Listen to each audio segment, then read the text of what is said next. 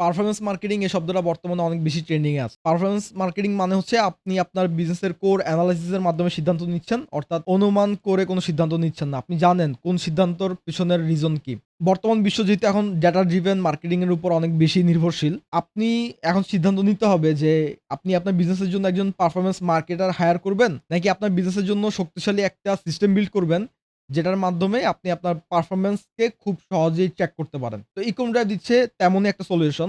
আমি ইকম ড্রাইভের মাধ্যমে খুব সহজেই আমার বিজনেসের পর্যাপ্ত রিপোর্টিং সিস্টেমটা পেয়ে থাকি। প্রফিট অ্যান্ড সেলস অর্থাৎ আমি খুব সহজেই অর্থাৎ অর্ডার ম্যানেজমেন্টের মাধ্যমে আমি জানি যে কত টাকা আমার সেল হলো, কত টাকা আমার এক্সপেন্স গেল এবং কত টাকা আমার আল্টিমেটলি প্রফিট থাকছে এবং পুরো বিষয়টাই অটোমেট।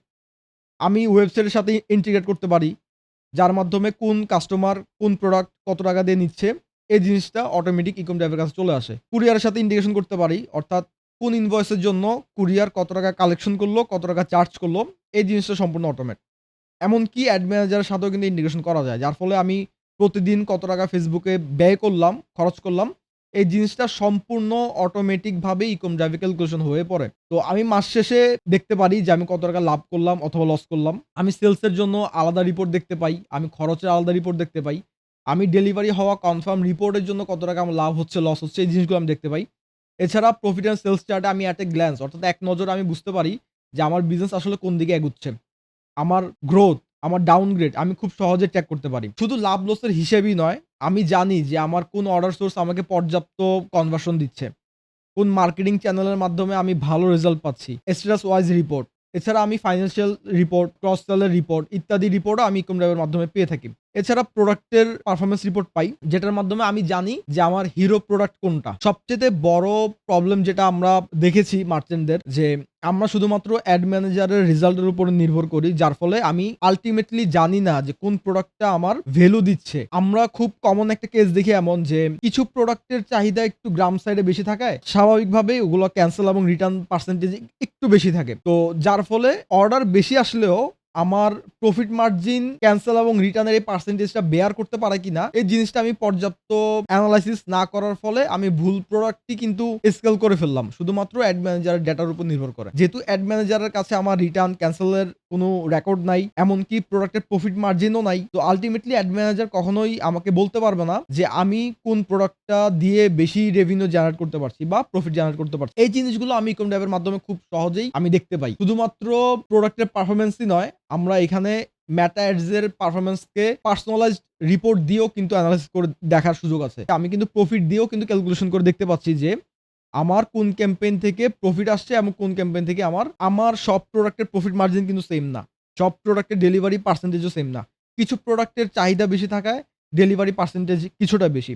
কিছু প্রোডাক্টের প্রফিট মার্জিন কম হওয়ায় আমি একটু কনসার্ন থাকি যে আমার এই প্রোডাক্টের প্রফিট মার্জিন রিটার্ন এবং ক্যানসেল পার্সেন্টেজটা বেয়ার করতে পারে কিনা। যেসব মার্চেন্ট একটু এনালাইসিসটাকে কম বুঝে, উনারা শুধুমাত্র প্রফিটের গ্রাফটা দেখে সিদ্ধান্ত নিতে পারবে যে কোন ক্যাম্পেইনটা আল্টিমেটলি ভ্যালু দিচ্ছে। সেলস অ্যান্ড অর্ডার রিপোর্টিং ছাড়াও আমরা টিম ম্যানেজমেন্টও করতে পারি ইকম ড্রাইভের মাধ্যমে, যেটা আল্টিমেটলি আমার ক্যান্সেলেশন রেট নিয়ে কাজ করতে অনেক বেশি হেল্প করে। এখানে আমরা এমপ্লয়ি পারফরম্যান্সের রিপোর্ট দেখতে পাচ্ছি। প্রত্যেকটা ইন্ডিভিজুয়াল অ্যাডমিনের জন্য একটা মান্থলি অথবা ডেইলি অথবা উইকলি চার্ট দেখতে পাই, যেখানে উনারা কতগুলো অর্ডার নিচ্ছে, কতগুলো ডেলিভারি হচ্ছে, কতগুলো রিটার্ন হচ্ছে, এই সমস্ত পার্সেন্টেজ আমি এখান থেকে দেখতে পারি এবং আমার বেস্ট এমপ্লয়িকে আমি সহজেই কিন্তু ডিফাইন করতে পারি এবং কোন এমপ্লয়ির ট্রেনিং প্রয়োজন সেটাও আমি খুব সহজে বুঝে ফেলতে পারি। এছাড়া অর্ডার ক্যান্সেলেশনের জন্য ক্যানসেল অর্ডারের জন্য একটা আলাদা ডেডিকেটেড রিপোর্ট রয়েছে। এই রিপোর্টের মাধ্যমে আমি প্রতিদিন ক্যান্সেলেশন রিপোর্ট নিয়ে কাজ করার সুযোগ পাই। আমার কোন প্রোডাক্টের ক্যান্সেলেশন রেট কত পার্সেন্ট এবং এর রিজন নিয়ে কাজ করে আমি সেগুলো অপটিমাইজেশনের জন্য বিভিন্ন রকম স্ট্র্যাটেজি প্ল্যান করতে পারি। এছাড়া